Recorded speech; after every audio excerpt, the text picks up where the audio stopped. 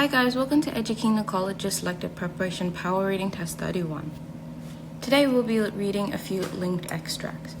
We'll start with extract A, which reads, "There was no direct road to Sherland, and it was no easy affair to make a passage in this uneven country and through this intermittent labyrinth of tracks. It must have been about 4 when I struck the village of Saginaus and went on my way rejoicing. 2 hours later, the dusk rapidly falling in a lull of the wind, I issued from a fir wood where I had long been wandering and found not the looked-for village, but another jumble of rough and tumble hills. For some time past, I had heard the ringing of cattle bells ahead, and now, as I came out the skirts of the wood, I saw near upon a dozen cows and perhaps as many more black figures, which I conjectured to the children, although the mist had almost unrecognizably exaggerated their forms. These were all silently following each other round and round in a circle, now taking hands, now breaking up. A dance of children appeals to very innocent and lively thoughts, but at nightfall on the marshes, the thing was eerie and fantastic to behold." Next, we'll read extract B. "Having left Serrick Dolan early in the morning, we marched through miles of loose sand and at last came to an expanse of clay where the track divided. We had not noticed this spot on the outward journey and had therefore to guess which of the two roads would lead to our destination. What made it worse was that the angle of the junction being acute, we could not decide, even with the aid of compasses, which we ought to take. The track to the right being more beaten, we determined to follow it. But after all we were mistaken, for having gone a few miles a number of other tracks crossed ours. This fairly puzzled us. However, we still pressed forward, till at length a well-beaten road joined the one we had chosen first. This we did not follow, for it went we knew not whither, nor could we return to the place where the roads first branched off. Choosing the less of two evils, we resolved to persevere in our first route, hoping soon to see the group of hills at whose foot lies at the well of Shengindali.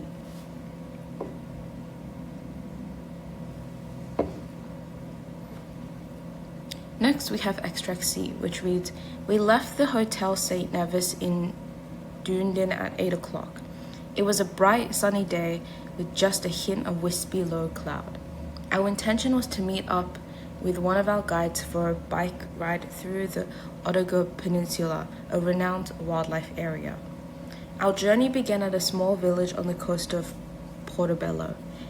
Collecting our mountain bikes, we traveled just a short distance on a narrow sealed road, and then we were off-road and onto narrow dirt tracks that meandered around the rolling hills. At the beginning, we powered our way up to a high point, where we took in the delightful views across the rugged area. 2 peaks, called the pyramids because of their obvious shape, soon came into view. The whole area was once a huge volcano that became extinct many millions of years ago. The view from the top of one of these pyramids is absolutely breathtaking. Looking down to the left, where there was a small boulder-strewn beach with many low-lying rock platforms." Next, we have extract D. "Taking a particular star for their mark, they sailed for 3 months, when an island appeared to one side of them. For this the old man steered, and they soon landed upon it. Having loaded his slave with some sacks, the old man with his companion set out towards a mountain which they could see in the distance. This they reached after some hours of travel, and climbed to the summit, upon which they found a broad plain where more than 200 pits had been dug. The pits were indistinguishable from each other. The old man then explained to the sailor that he was a merchant, and that he had, on that spot, found a mine of jewels. Now that I have given you my confidence," he continued, "I expect faithfulness from you too. I desire you to go down into this pit and send up sufficient pearls to fill these sacks. Half I will give you, and we shall be able to spend the rest of our lives in luxury." Now we have the following questions, which is question 29 to question 33 first. So, For these questions, choose the options A, B, C, or D and answer which you think best answers the question. So first we'll do which extract uses a noticeable reference point to direct their journey. So remember we had extract A, but we'll just see if they mention some sort of landmark. So we do have the village in extract A, but it's not really a landmark. In extract B, not really, because they're talking about two separate roads that branch off of each other. In extract C, there is pyramid, that they have. But if we look at extract D, they do say an island.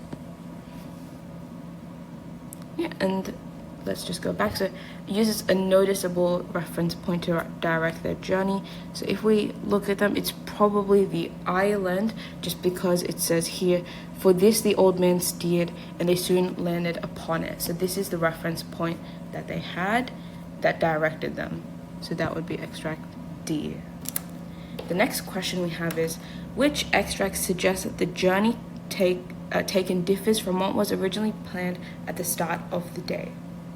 So this is talking about originally you had a plan, but somehow it changed. So is it extract D? No, we know it's not, because remember they sailed for 3 months and then they saw an island and they went towards it. So it can't be extract D, because that means they went towards their plan. Is it extract C? No, we know it's not extract C, because it says our intention was to meet up with one of the guides. So they had a plan, and did they do the plan? Yes, so it also can't be extract C. Let's try extract B. I think it would be most likely extract B, because they do say this fairly puzzled us. We knew not whether nor could we return. Less of the two evils, and then again there's two different tracks, so we could not decide. So this hesitation suggests that they didn't follow the original plan, so that means it must be B for the second question. The next question reads, which extract points out what could be a strange occurrence at the time of the day it was observed? So is it D? No, remember it's not a strange occurrence, because they planned for it and they're only just finding treasure. Is it extract C? No, again, because remember our intention was to meet up with one of the guides, so not a strange occurrence if you plan for it. Is it extract B? Well, not really, because it's not a strange occurrence for roads to diverge. So is it extract A?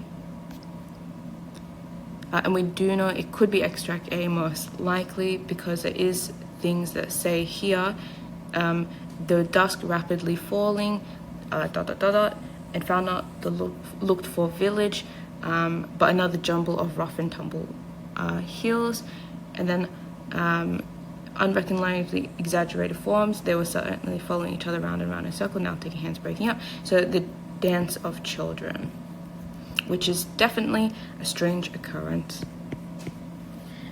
So that's why it would be A. The next question is, which extract is about a journey with a financial motive in mind? And then obviously if you look here, it'd be extract D, because they do say, half I will give you and we shall be able to spend the rest of our lives in luxury. Which means the treasure they were looking for had a financial motive in mind, to be rich. So that's why the answer would be D. The next question reads, which extract states the reason why even with tools the correct path was hard to determine? And remember, this would be extract B, because here, even with the aid of compass, they couldn't decide. So it'd be B for that one. Next is questions 34 to 38. And the first one reads, which extract mentions a positive outlook when departing on the journey? So let's look at D. They do have a journey, but we don't know if it's actually a positive one at the beginning. Let's just circle that one. Is it extract C? It does say it was a bright and sunny day, but that doesn't suggest a positive outlook. Extract B, no, there's nothing here that suggests a positive outlook. Let's look at extract A. I would say it's extract A because it does say here, and 1 on our way, rejoicing, and rejoicing is a positive outlook. It means to be quite happy. So for 34, we have A. The next question reads, which extract explains the surrounding geography of the journey? So basically it's just talking about the area. Is it extract D?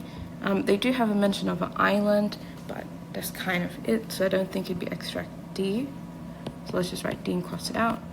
Could it be extract C? It does say here, our journey began at a small village on the coast of Portobello. They do say here, we took in the delightful views across the rugged area and narrow dirt tracks that meandered around the rolling hills. And they do mention the whole volcano and the pyramids and a beach. So I would say definitely, because it has many descriptions, it would definitely be option C. Next we have question 36, which reads, which extract implies that the directions taken before the point in the extract was based on prior information? So is it extract D?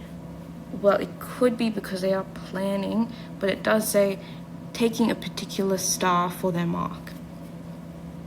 So I don't think it'd be extract D. Is it extract C? Well, they say our intention was to meet up with one of the guides. So could it be, I suppose, but unlikely just because it doesn't imply, it quite outright states it. So next would be extract B. And we can say that it could be extract B actually, because it does say we marched through miles of loose sands and at last came to an expanse of clay where the track divided. We had not noticed this spot on the outward journey and had to therefore guess which of the two roads would lead to our destination. So this does imply, or suggest is another word, that the directions taken before the point was based off prior information. So they knew the area, but they just didn't know that the paths diverged. So B, option B. The next question is 37, which reads, which extract is not journeying to a specific location or place? So we know it's not extract D automatically. It could be B, but let's just leave it as an option. Could it be extract A? If you remember back to extract A, it can't be because they're just looking for through the forest and then they just come across kids dancing. Could it be extract C? Again, I think extract C is probably most likely to be this option, because not journeying to a specific location or place. Extract B, even though their paths diverge, they still have a specific location in mind, whereas extract C, they're just going on a mountain bike, so they don't really have a certain place in mind. So B, most likely extract C. The last question, 38, reads, which extract journeys on a chosen path without deviating when presented with options? So could it be extract D? No, because again, they're looking for the treasure. Is it extract A? No, again, if you remember back, they didn't. Is it extract B or extract C then? Let's just go back to extract B and then just remember without deviating when presented with options. So they can deviate, but not when presented with options. So is it extract C? Well, we know extract C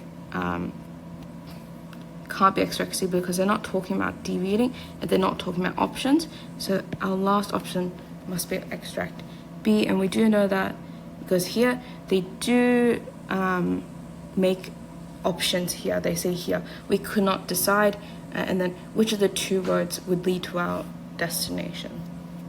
So that's why the last one would be option B. I thank you guys so much for coming to Educating in College's Selective Preparation Power Reading Test 31. I'll see you guys next time.